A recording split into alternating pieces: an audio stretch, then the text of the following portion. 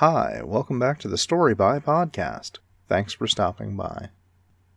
If you listen to these in order, when they're released, you'll know that this is the final episode of Season 2.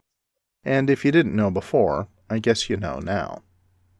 Summer's coming up, and, like I said, like old-time radio and network television, Story by Podcast will be taking the summer off.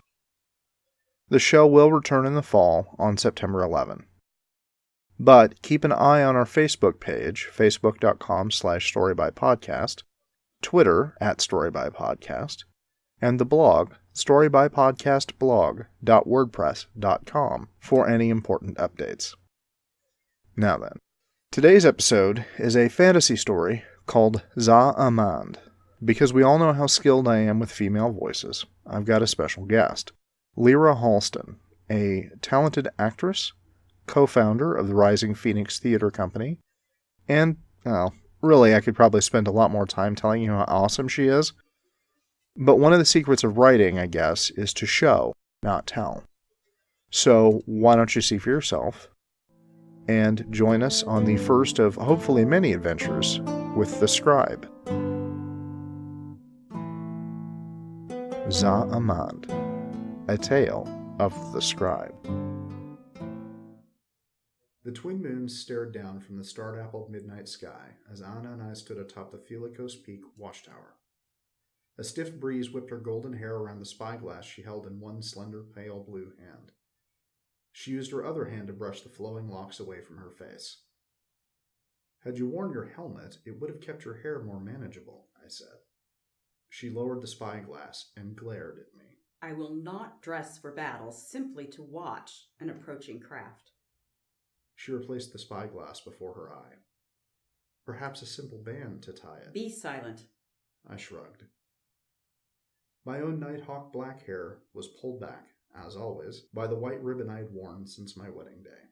"A skilled servant would have anticipated my need and provided me with..." I held out a ribbon that shared the same violet as Anna's eyes.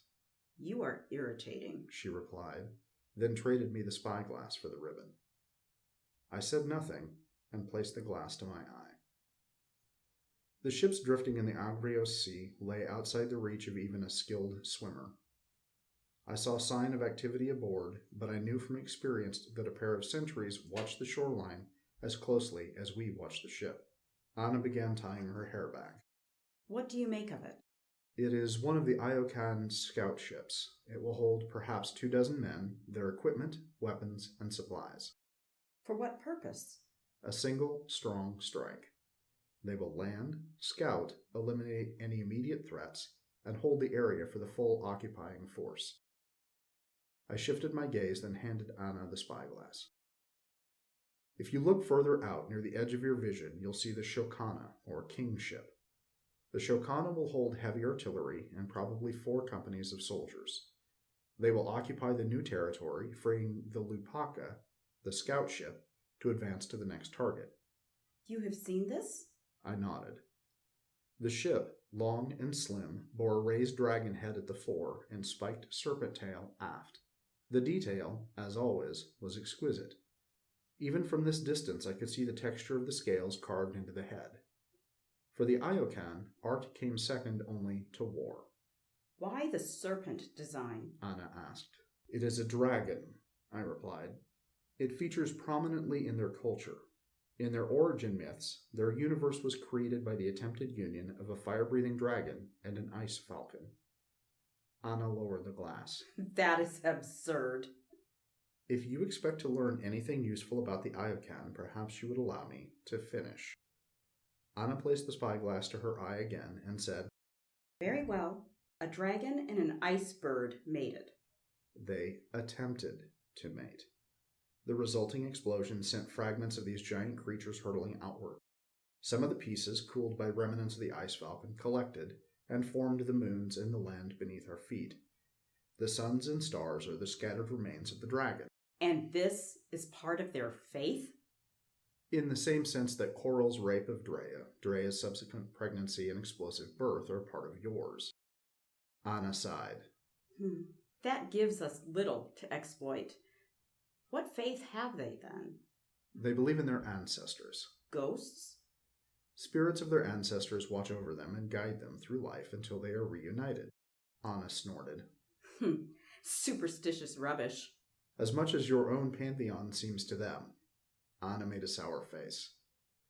Anna, I have spent time with too many other peoples to believe any one of them has the truth about life, death, or the hereafter. Regardless, Anna said. You do not believe them superstitious enough for us to use it against them. I shook my head. No conjuring images of the great and powerful Chal Abark to frighten the invaders this time. Very well. What is your assessment of them as warriors? The Iokan men, like your Zame women, will never surrender. Were this a large continent rather than a small chain of islands, the Iokan would establish trade relations rather than attempt to occupy and colonize. But they will view you as small prey, and women at that. Anna scowled but remained silent. But they are also practical. If it becomes clear that you will not be defeated, or at least not without annihilating the Iokan forces, they will likely see the wisdom of bypassing the Amand Islands for easier pickings. Very well. Whatever will keep foreign men from our islands. I ignored this comment, as I always do. Had I not been cast ashore here, a fugitive, an outcast, the Zame could have maintained the illusion that all men were as easily dominated as their own. The Zame men, though taller, sturdier, and stronger than I, had long ago learned their place, and it was beneath the Zame women, politically and carnally. I stared out into the dark water of the Agrios, calculating again the distance between the islands and the nation-state of Grecos, considered again the vast distances I would need to search for. You were lost to her more than a year ago. If she survived the sea that left you on our shores, she has found a new life, a new man, perhaps more than one. Not Elle and I. Anna snorted. Love again. Spare me your poetic whining. The arrival of the messenger hawk provided an excuse to not respond. The bird swooped in and landed on the rail of the tower. I removed the bound message and uncoiled it. They call these bird scratches a language? They're called pictosigns, Anna. In truth, they represent a very complicated... Just read it. They have agreed to meet you and a party at the outer ring at midday. Anna nodded. A good first step. They have acquiesced to our demand to remain off the island. They accept that your laws allow no men beyond your own past the boundary of the ring. It is merely a courtesy. Should they choose to make war, they will disregard that law and any others they choose. Then their blood will stain the ring and serve as warning to all others who dare threaten us. Anna, her lieutenant Kiri, and I stood in the shell-speckled white sand of the Norturna beach, part of the natural ring that surrounds the islands and separates it from the sea. We all watched as a small skiff drifted toward the shore. Prepared for any eventuality, both Anna and Kiri wore breastplates, helmets, and leg and arm plates over their tunics and pants. They each carried a pair of swords as well. The larger, heavier war blades, the kanapas, hung across their backs, while the lighter, rapier-like swords, the cincernas, dangled from their belts. I knew each woman also had daggers of various designs and functions concealed in cuffs and boot tops. I expected the Ayakan to wear their traditional armor as well. Plated helmets with upswept wings, breast and back plates, arm and leg plates, and a chainmail skirt that hung to the knee. Each Iokan warrior would also carry a long, curved, two-handed sword called a kan sha, and a shorter, one-handed version called a kan shi na. I, of course, was unarmed, for male inhabitants of the islands may not possess weapons. I am allowed a certain degree of latitude in many things, but on this issue, Anna expected me to obey this law. The Zame history makes it clear what happens when men are allowed power over them. The skiff crunched against the gritty sand and a pair of Iokan leapt out. They dragged the prow forward until the craft rested with only the stern in the water. At that point, the two warriors stood at attention, hands resting on their weapons, until another quartet of men disembarked and stood in a row beside them. The two Zame surveyed the half-dozen men. Though she didn't move, I knew that Anna's eyes searched for the leader. She did this automatically, identifying to whom she would speak, or strike, first. Kiri stood motionless as well, though I knew this to be as illusory as Anna's stillness. Anna's second cared nothing for speaking. She merely assessed who she would kill first. I stepped forward, raised my hands away from my body to indicate I had no weapons. Returning my arms to my sides, I bowed at the waist, then rose and spoke in Iokan. Ka, Sindao Pa Zame Kajada. Greetings, I speak for the mistress of the Zame. Ka, replied a warrior in the center of the line. He bowed, rose, then added, Sin Oji Shiwa Lokan Ioka Kajada. Greetings, I am Oji Shiwa, master of the Lokan clan of the Ioka. I gestured toward Anna and identified her. Oji Shiwa nodded, then added in Iokan, We travel from the lands of the sunrise to find and unite all the peoples of the seas as one. I translated for Anna, then replied in Iokan, As allies or enslaved?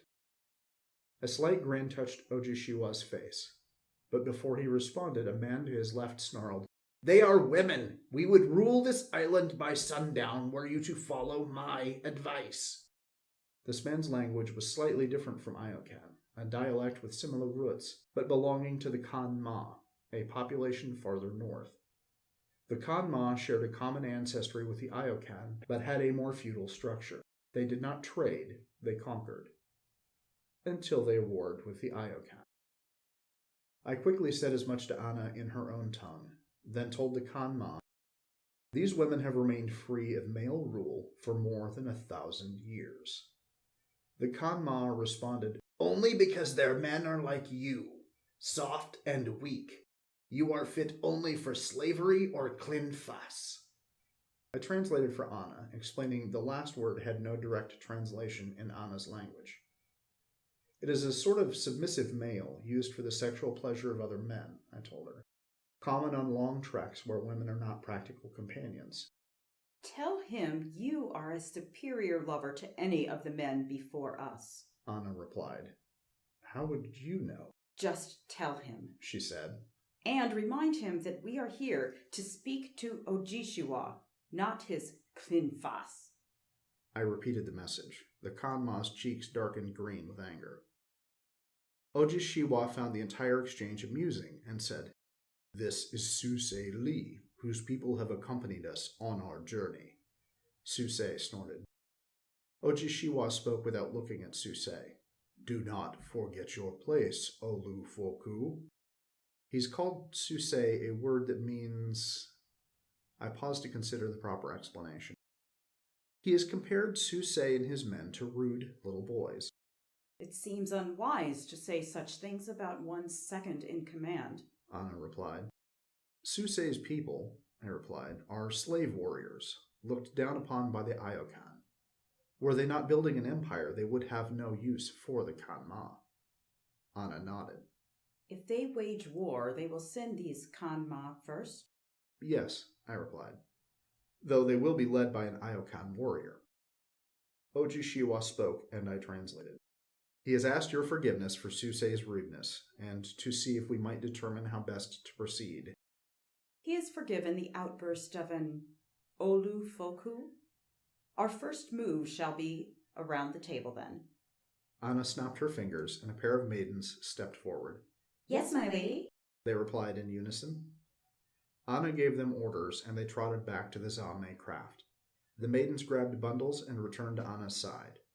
The green men all tensed as the women unfurled their gear. The men relaxed when they realized the women had constructed a portable table. Per my instructions, the table rested low to the ground. Neither the Iokan nor Kan Ma sit in chairs during negotiation, preferring instead to rest crouched or on their knees. Though I find this position disagreeable, they apparently find it not only comfortable, but an excellent platform for attack. Also, per my instructions, the table was square, eliminating the traditional head of the table. This would likely rankle Ojishiwa, but it established that he was, if not Anna's equal, then on no superior footing. Once the table was placed, the maids threw out seat mats, and I gestured for the visitors to sit. Ojishiwa bowed, then knelt onto a mat. Anna looked to me, then repeated Ojishiwa's bow, and sat cross-legged on a mat. The remaining Zame, Iokan, and Kanma sat themselves nearby. The conversation began. As the sun passed from midday, Ojishiwa asked that his people be allowed to make camp on the ring. Anna agreed, and as we spoke, a handful of Ojishiwa's crew established a campsite. Negotiations seemed to be headed toward trade when we broke the discussion for an evening meal. Ojishiwa's people had prepared food and offered to share with us. Anna agreed, but only if her people were allowed to make their own contributions to the meal. At Curie's signal, a small craft bearing food and wine arrived from the island. As a team of male servants set up a dining area, another team of them set up a campsite. Suse Li snarled, "You do not trust that we will remain on this ring?" When I translated for her, Anna had me reply, "We do not trust our women not to invade your campsite with the intent of testing the prowess of your men." Suse seemed unsure whether Anna mocked him. He would have been more definite had I included her final remark that her servant males might be interested in testing them as well. "You knew I would not say that," "True," Anna replied. "but I enjoy mocking him to his face." "Did I mention that he understands your tongue?" "Liar. If that were true, I would have had the opportunity to kill him in fair combat by now." Indeed. His people have little use for negotiation. Or for women. I watched a small Iokan craft approach and added, "Well, they have one use for them." Anna gritted her teeth as the passengers of the boat disembarked. The dozen women who stepped onto the beach wore no clothing, save for translucent silken pants. Most had the greenish cast of Ioka or Kanma, but a few had the coppery skin of my own people, and one or two had the fragile, pale skin of northerners from the far side of our world. The women spread out, dining and drinking with various members of the Iokan party. Ojishiwa had a pair of women of his own, and after a few swallows of wine, retired to his ornate private tent. "Disgusting," Anna said. "You, who have taken as many as 3 partners to your bed at any one time, find this offensive?" "It is not the number," she replied. "It is simply the behavior of the women. They act as if their only purpose is the pleasure of men." Well, for them it likely is. Most are slaves, and the Iokan women were raised to be servants. Their use for sexual satisfaction is merely an extension of that role. I looked at Anna and added, perhaps with more spite than necessary, "Is it not that way for your own servants?" Anna sighed, then walked away into her own tent. Kiri approached after Anna's departure. "She does not care to have such things pointed out to her." "I know," I replied. After a moment I added, "I have little tolerance for slavery of any kind." Kiri nodded. "A fact of which she is aware. However, her first duty is as mistress of the Zame." "Regardless of her heart," I finished. "Yes, I know, Kiri. But the voyage that left me stranded here was to take Elle and I, was to escape slavery by those who saw the color of our skin, not our souls." "Poetry speech again," Kiri said with a smile. "But what else might one expect from a scribble?" "Scribe, Kiri. I am a scribe." "And that is why you spend so much time on matters of the head." "Bah! Give me a stout sword and a man to use it on," Kiri replied. "I have no use for imagining."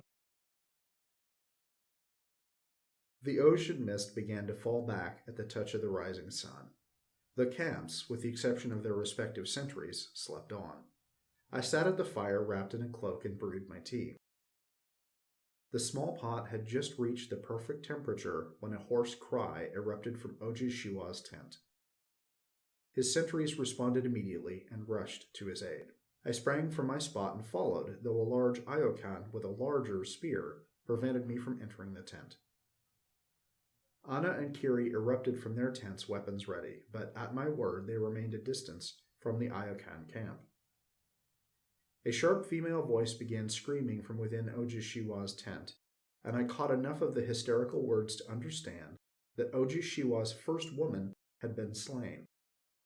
Her sister, Ojishiwa's second woman, seemed to be the screamer. The Iokan master, decorated in blood and wearing only his breeches, burst from his tent. His topknot, previously covered by his helmet, had come loose, and his hair flew about his head as he whipped around, bellowing orders to his men. Ojishiwa caught sight of Anna and roared, "You have done this?" When I translated for Anna, she replied, "Done what?"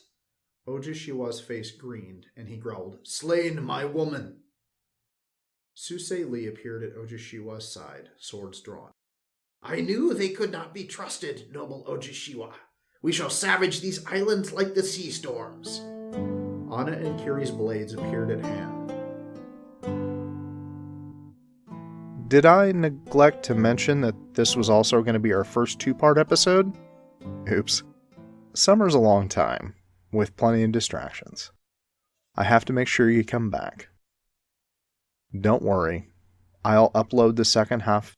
Unlike TV, I won't leave you hanging if the series doesn't continue.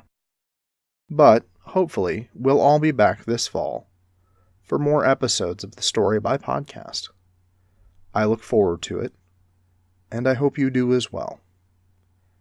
And, as always, thanks for stopping by. I really appreciate it. Story by Podcast is a production of Fiddling Around Productions, LLC, copyright 2018.